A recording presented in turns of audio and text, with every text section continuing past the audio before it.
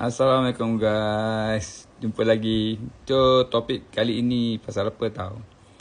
Pasal tak kadang-kadang dalam hidup kita ni kan. Kita cuba macam-macam benda kan.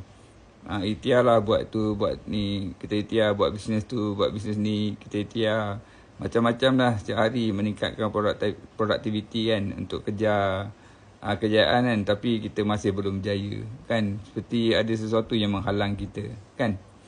Jadi dalam hal ni kan, F1 nak terangkanlah umpama apa tahu. Kita kena ikat kan.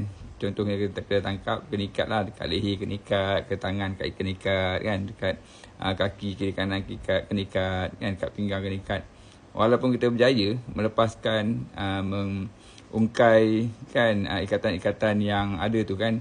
Walaupun salah satu daripada ikatan tu tak lepas kan.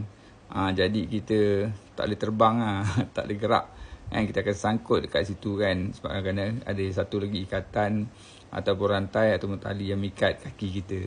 Boleh faham tak ni?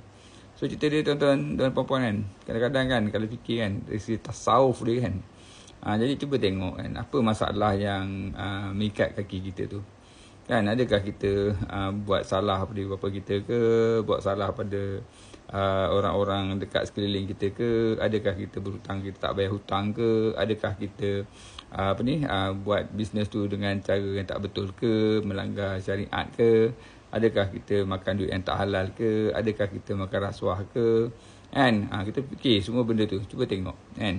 Kemudian cuba fikir dari segi yang makrifat pula kan, yang dalam yang benda-benda tak nampak kan. Kita ada masalah hubungan dengan Allah ke kan, kita ada buat syirik dengan Allah ke, kita ada salahkan Allah ke, kita ada pegang-pegang prinsip-prinsip hukum makam yang salah ke kan. Jadi benda-benda macam tu kena tengok lah kan. Atau ada orang tak maafkan kita ke kan, benda-benda macam tu kan. Semua benda tu kita kena take into consideration lah kan. Adakah kita JV dengan orang yang tak bagus ke kan. Benda-benda macam tu. Jadi benda-benda macam tu lah yang sebenarnya pada F1 yang mengikat kaki kita untuk berjaya tu. Cuba fikir dalam kan, apa benda yang salah yang pernah kita buat, atau apakah benda yang sekarang ni menghalang kejayaan kita kan. Saya yakin kalau semua benda-benda tu kan kita dapat buka kan, kalau semua ikatan-ikatan tu kan kita berjaya buka, insyaAllah kejayaan akan jadi milik kita, insyaAllah kan. So apa yang penting ialah kita teruskan usaha dan berdoa pada Allah Ta'ala dan bertawakal kepada Allah Ta'ala kan, insyaAllah pasti ada rezeki, mesti ada kebaikan. Kerana tak ada apa-apa yang kita usahakan tu bersifat sia-sia. Alright tuan-tuan, semoga ada manfaat. Assalamualaikum. Bye.